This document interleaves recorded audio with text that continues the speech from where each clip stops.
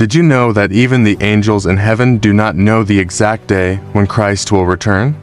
In Gospel of Matthew 24 verse 36, Jesus made a powerful statement, "But concerning that day and hour no one knows, neither the angels of the heavens, nor the Son, but the Father only."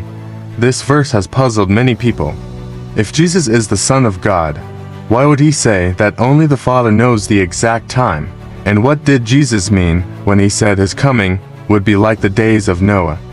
Today, we will explore what these words really mean and why they are so important for believers living at the end of the age. In Gospel of Matthew 24 verse 36, Jesus clearly said that the exact day and hour of his return is known only by the Father, not the angels in heaven, not any human being, and during his earthly ministry, not even the Son in his position as the Son of Man. This does not mean Christ lacks divine knowledge. Instead, it shows the role he took when he came to earth.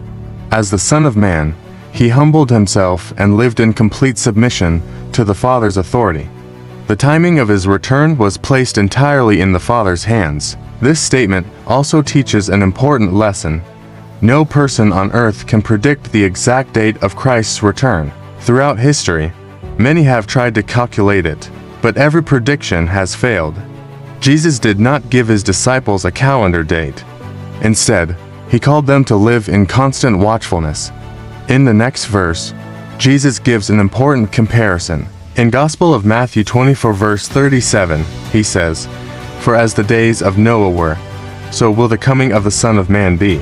The word used for coming is the Greek word parousia, which means presence or arrival. This suggests something very important.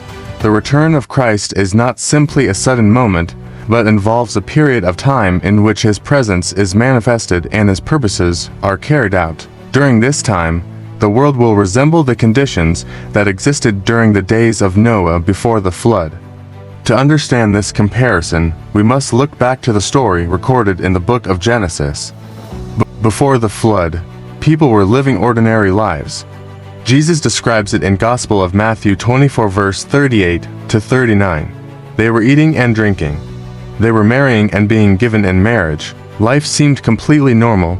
People were busy with daily activities, family life, celebrations, and the pursuit of pleasure. But there was one thing they ignored. They ignored God.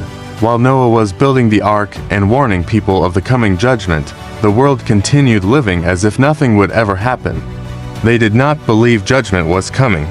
They did not take God's warning seriously. Then suddenly, the flood came and swept them all away. This event in the book of Genesis was not only a historical judgment, it also serves as a picture of what will happen at the end of the age. Notice something important in Jesus' description. The problem in Noah's day was not simply wicked behavior.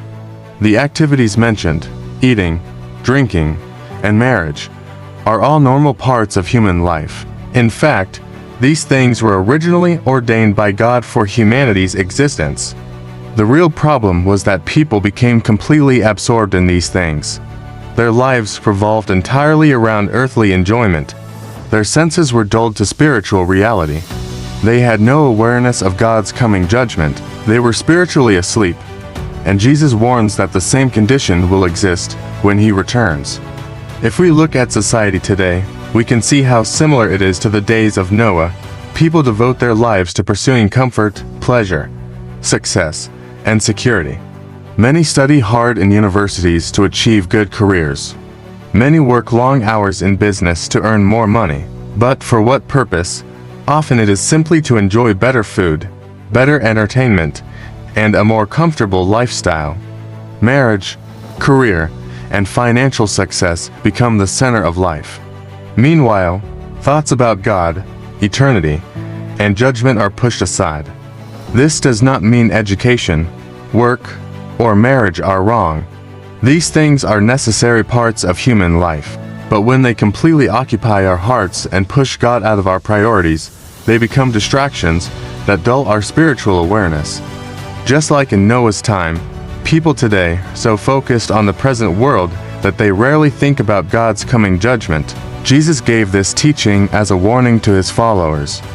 Believers must not allow the world to dull their spiritual senses. We must live responsibly in this world, working, studying, eating, and raising families, but our hearts must remain watchful. We must remember that history is moving toward a divine conclusion. Christ will return. And when he does, he will execute God's righteous judgment upon the rebellious world. The days of Noah ended suddenly with the flood. Likewise, the present age will end with the return of Christ. Most people will be living ordinary lives, unaware that the moment of judgment is near. But those who know God are called to remain alert, sober, and prepared. Because even though no one knows the exact day or hour, one thing is certain: the Son of Man is coming. This message is based on spiritual materials found at lsm.org. If you found this helpful, please subscribe.